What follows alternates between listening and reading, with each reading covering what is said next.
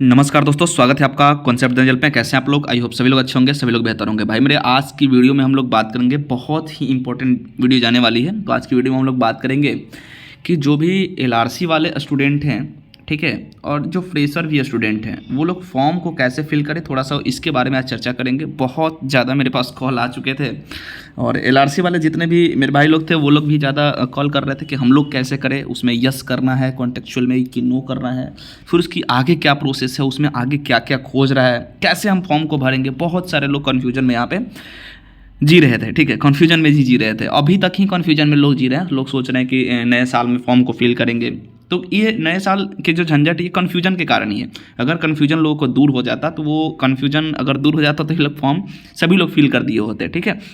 तो main confusion का कारण है कि उसमें यस करे या नो करे। कुछ लोग बोल रहे हैं नो करो, कुछ लोग बोल रहे हैं यस करें। दोनों लोग यहाँ पे कन्फ्यूजन में हैं, और क्या सही है क्या गलत मैं बताता हूँ। और वीडियो के अंत तक आप लोग बने रहिएगा, सारी जानकारी बिल्कुल आपको ऑथेंटिक मिलेगी और सही जानकारी मिलेगी। कुछ लोग बरगला रहे हैं जिनको कुछ पता नहीं है, बस वो क्या बोले, जब बीच की कुछ लड़ाई हो या कुछ चीज़ें हो, ऐसे बस वीडियो आकर के डाल देना है। कुछ इन्फॉर्मेशन वाली चीज़ें बतानी नहीं है।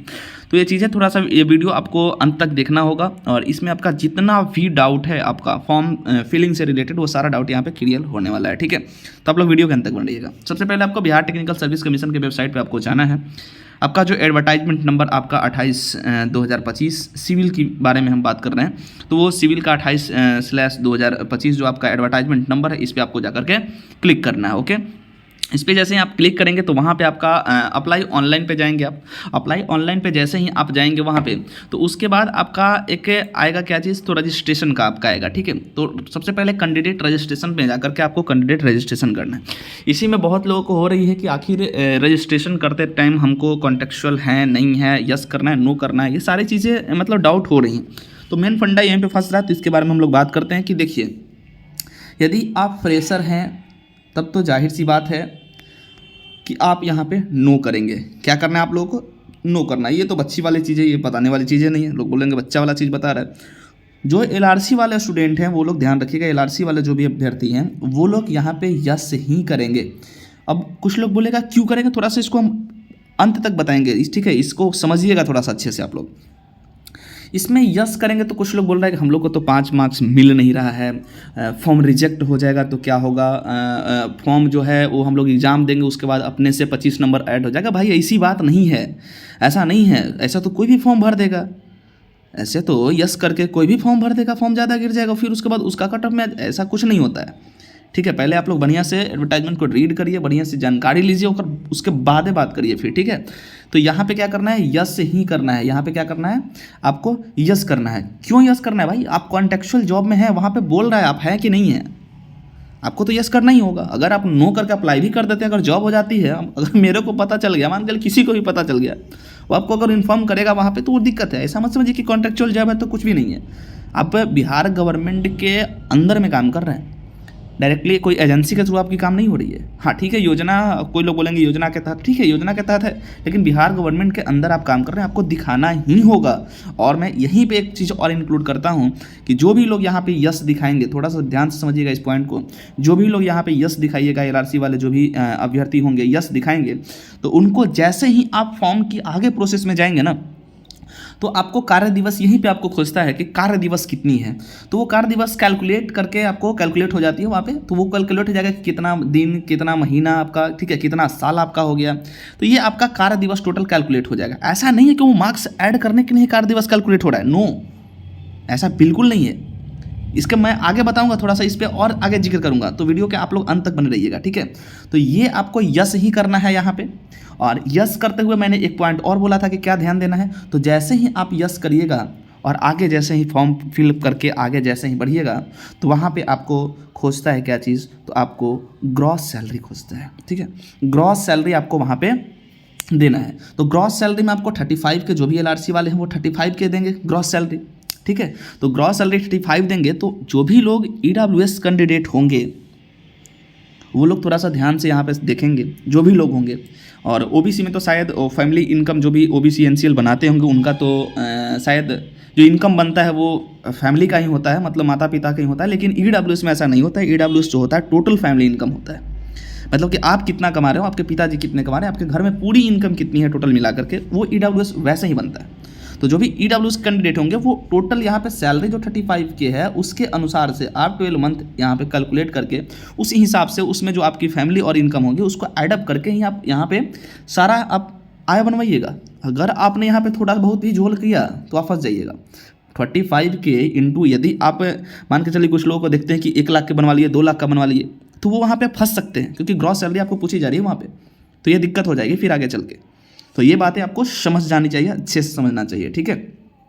अब बात कर लेते हैं कि कुछ लोग कन्फ्यूजन में, जो फ्रेशर लोग हैं और कुछ लोग यही चाह रहा है ना, मैं बता देता हूँ। देखिए मैं उतना बोलना नहीं चाहता हूँ, लेकिन कुछ लोग की ये बरगला रहे हैं कि ऐसा वैसा चाहे केस हो गया। यार सबकी राइट है, अपनी अपनी कर रहा है, कोई दिक्कत नहीं है, सब लोगों की राइट है, ऐसा नहीं है कि नहीं कर रहा है। जो लोग केस किया तो काउंटर में भी तो केस किया, लोग काउंटर में भी तो केस हुआ है। तो ये चीज़ें केस जो हो रही है वो अलग चीज़ है, आप किसी को रोक नहीं सकते हैं, ठीक है। पक्ष जहाँ पे है वहाँ पे विपक्ष भी आएगा। अगर 10 लोग यहाँ पे पक्ष में हैं तो जाहिर सी बात है कि 2 लोग विपक्ष में ही होंगे, तो वो आपको झेलना पड़ेगा। फ्रेशर जो भी भाई है उनको भी मैं बोल रहा हूँ, और जो भी LRC में उनको भी मैं बोल रहा हूँ। कुछ लोग LRC में हैं जो ये मार्क्स जो जिसके लिए केस हुआ है 5 मार्क्स के लिए उसके पक्ष में है, और कुछ लोग जो है पक्ष में नहीं है, ऐसा भी है, बिल्कुल ऐसा है।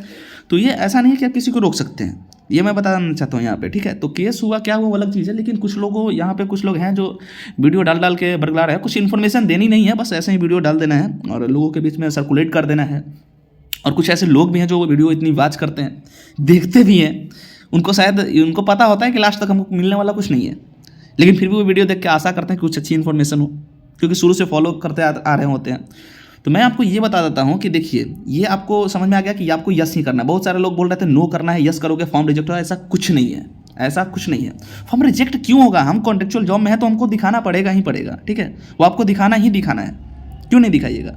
हाँ, रही बात अब मार्क्स की, और कोई कुछ लोग बोलेगा कि सैलरी स्लिप मिल रहा है नहीं मिल रहा है, तो मैं आपको बता देता हूँ कि जितने भी बंदोबस्त कार्यालय हैं सभी जगह से आपको वेतन भुगतान प्रमाण पत्र दिया जा रहा है, सभी जगह से दिया जा रहा है।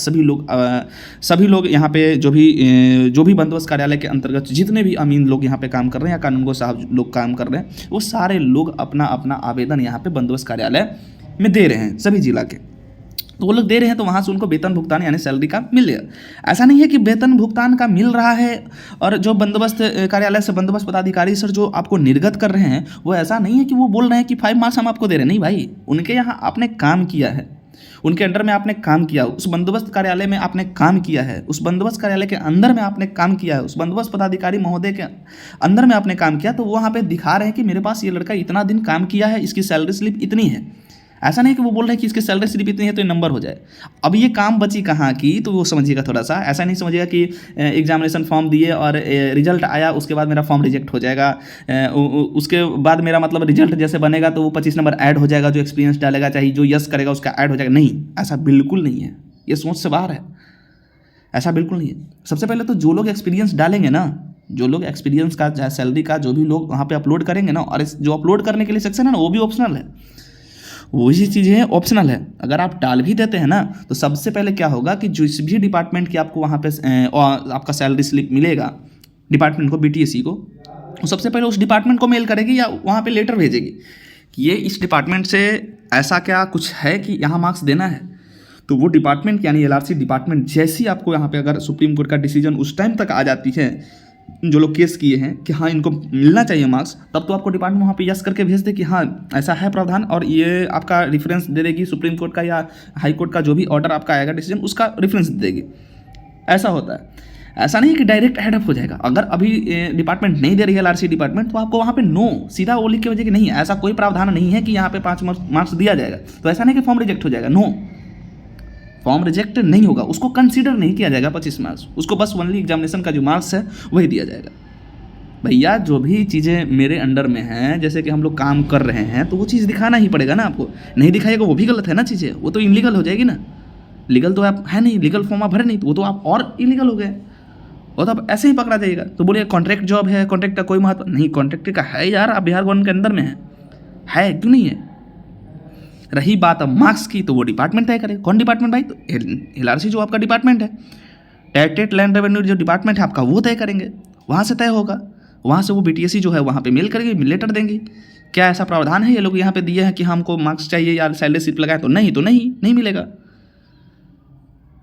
तो ये चीज़ें हैं। सैलरी स्लिप का मतलब बंदोबस्त कार्यालय से आपको 5 मास का अनुभव नहीं मिल जा रहा है कि 5 मास इनको मिल गया, नहीं, बिल्कुल नहीं, ये चीज़ें माइंड से बाहर है। हाँ, जब कोर्ट की डिसीजन आएगी उस टाइम कुछ होगी। हाँ, जो लोग पिटिशनर बने हुए हैं उनकी बातें हैं कि जो लोग पिटिशनर बने हुए हैं, यदि वैकेंसी ये क्लियर हो जाती है, एग्ज़ाम हो जाती है, उसके बाद अगर ये चीज़ें होती हैं तो पिटिशनर जो हैं उन लोगों को फ़ायदा होगा। जो पिटिशनर है उनको अलाउ किया जाएगा, उनको ही बस मार्क्स दिया जाएगा, जो पिटिशनर नहीं है उनको नहीं दिया, ऐसा ही रूल है। समझ में आ गया होगा अब इतना तो मेरे को लगता है कि अभी सब लोगों को समझ में आ गया होगा। थोड़ा बहुत भी डाउट बचा है तो आप लोग कमेंट जरूर कर दीजिएगा, ठीक है। मेरे को लगता है कि इतना तक सब लोगों को समझ में आ गया होगा।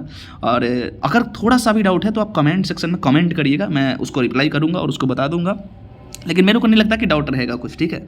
मेन डाउट यहीं पे था यस और नो, तो यस करना है जो भी लोग एलआरसी में, और अपना जो भी बंदोबस्त कार्यालय वहाँ से आप सैलरी स्लिप जो भी है, वेतन भुगतान प्रमाण पत्र जो आपका फॉर्मेट है बीटीएससी का, उसमें आप करवा लेंगे और उसमें आप देंगे करके, ठीक है। ऐसा नहीं कि आपको छुपाना है सारी चीज़, सब जब मिल रही है सारी चीज़ें तो देना ही देना है।